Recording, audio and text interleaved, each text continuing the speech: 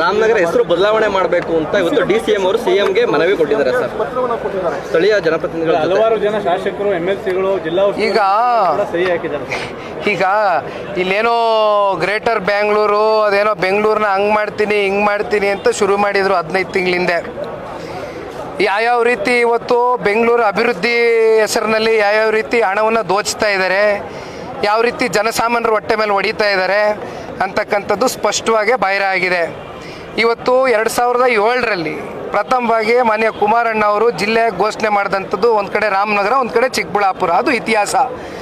ತದನಂತರ ಜಿಲ್ಲೆಯಲ್ಲಿ ಆಗಿರ್ತಕ್ಕಂಥ ಅಭಿವೃದ್ಧಿ ಇವತ್ತು ಜಿಲ್ಲೆ ಜನತೆಗೆ ಯಾವುದೇ ರೀತಿ ವಿಷಯವಾಗಿ ಸಮಾಧಾನ ಇಲ್ಲ ಅಂತಕ್ಕಂಥದ್ದು ನನ್ನ ಒಂದು ವೈಯಕ್ತಿಕ ಅಭಿಪ್ರಾಯ. ಹಾಗಾಗಿ ಇದ್ರ ಬಗ್ಗೆ ಮುಂದೆ ಚರ್ಚೆ ಮಾಡ್ತೀನಿ ನಾನು. Thank you. ಅದು ಕಾಂಗ್ರೆಸ್ನವರೇ ಹೇಳ್ಬೇಕು ಸರ್, ನಾನು ಅದ್ರ ಬಗ್ಗೆ ಚರ್ಚೆ ಮಾಡೋದಿಲ್ಲ. ಯಾಕೆಂದರೆ ನಾವು ಒಂದು ಜಾತಿ ಒಂದು ಸಮುದಾಯದ ಮಧ್ಯೆ ಒಡಕು ತೊಗೊಂಡು ಬರ್ತಕ್ಕಂಥ ಒಂದು ಸಂಘರ್ಷದ ಮಾತುಗಳನ್ನ ನಾನು ಆಡ್ಲಿಕ್ಕೆ ಇಷ್ಟಪಡೋದಿಲ್ಲ. ಇವತ್ತಿಗೂ ಕೂಡ ನಾವು ಜಾತಿ ಅತೀತ. ಹೆಚ್ಚಿನ ವಿಡಿಯೋಗಳಿಗೆ ಪ್ರತಿಧ್ವನಿ ಯೂಟ್ಯೂಬ್ ಚಾನೆಲ್ ಸಬ್ಸ್ಕ್ರೈಬ್ ಮಾಡಿ, ಬೆಲ್ ಐಕಾನ್ ಕ್ಲಿಕ್ ಮಾಡಿ.